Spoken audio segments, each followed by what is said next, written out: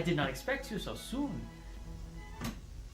Tonight, on Learning Labs, we have left the laboratory and come to my private home. It is small, but very functional. As a celebration of the success of Learning Labs, we will be having a chicken dinner.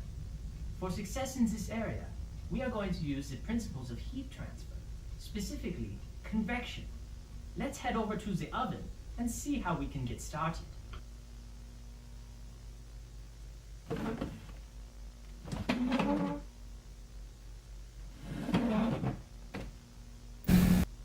We have come over here to the oven to see an example of free convection.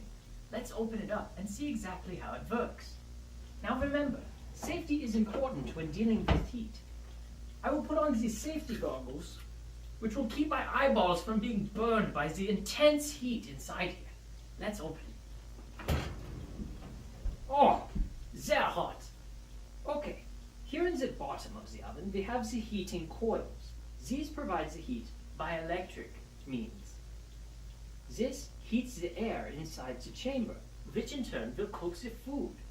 However, in this case, we have free convection going on, meaning that the hot air, which is produced down here, is supposed to rise to the top on its own, and the cold air sinks down where it is heated, and so goes the cycle.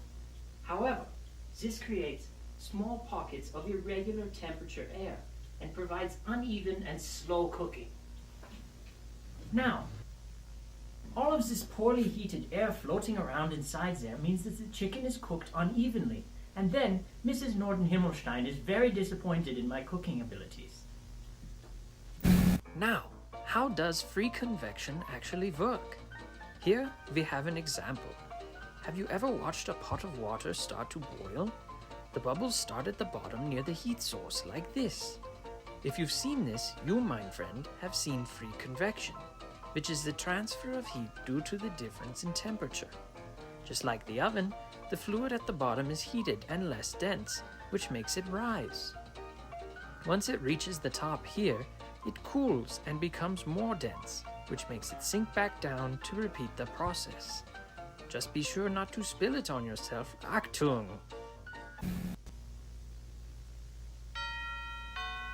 Ah, that is another one of our friends. Let's go see who it is. Ah, it is my friend Friedrich. How was your trip, Friedrich? Well, the train hit a cow on the way here, and so we decided to stop and have a barbecue, and I used my superior intellect and knowledge Friedrich, that was a rhetorical question. Oh, Klaus, it is good to see you today. Yeah, you can call me Dr. Nordenhimmelstein. We are not that good of friends. I've begun cooking the dinner for our guests. Oh, yes, well, I see you have the prototype I sent you earlier this month. Yeah, please explain the machine to us. Okay. What we have here is my invention, which I call an air fryer. The way air fryer works is it uses the principle of forced convection. What we have is a heating element in the top and a heating element in the bottom, and then there is a fan that blows the air throughout, which then envelops delicious and delectable foods to cook it. It is much more efficient than a standard convection oven. Let's explain forced convection using the air conditioning units from my younger years. Now, forced convection is very similar to free convection that we learned about earlier, except this time we are aided by the movement of the fluid. Take this air conditioner, a rare commodity in Deutschland. It has a fan to move the air around in a home, forcing the fluid's movement. The interesting part is that it isn't actually adding cold into the air, but removing heat from it and pumping it outside the home.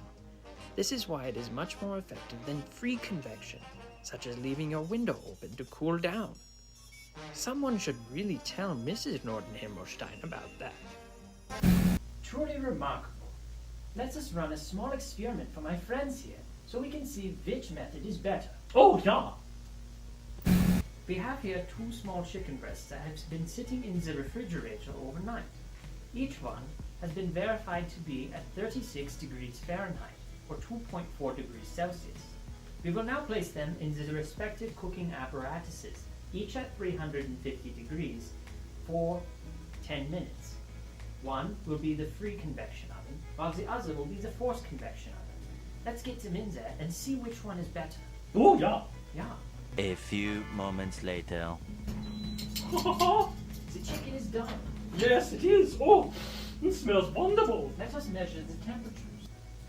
As you can see, if we were to eat this chicken, we would get salmonella and spend the next week being very sick. The second chicken breast, which was cooked by forced convection, has a much higher temperature. However, it would still give us salmonella. As you saw from our measurements, the chicken in the forced convection oven cooked much faster than the chicken in the free convection oven. Yeah, a true testament to the superiority of forced convection. Yeah. Join us next week on Learning Labs, where we find out just how much faster I have to run than my friends to not be eaten by a bear. Good night.